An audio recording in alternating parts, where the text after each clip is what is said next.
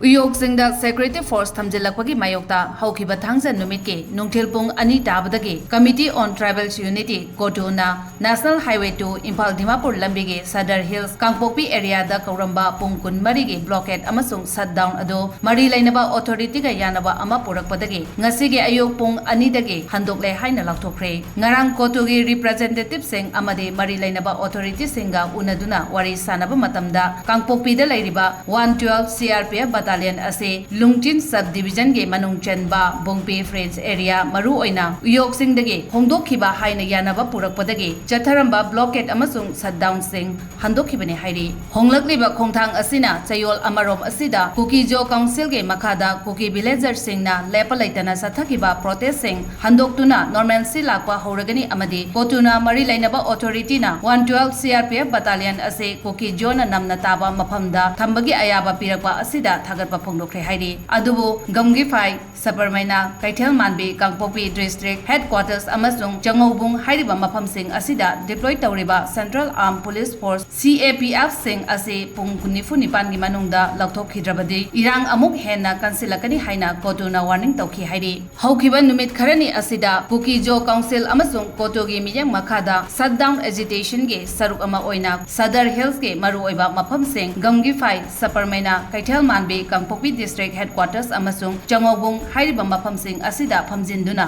port purakpa gari amasung National Highway 2 da lakpa gari sing thatuna thamkhibani hairi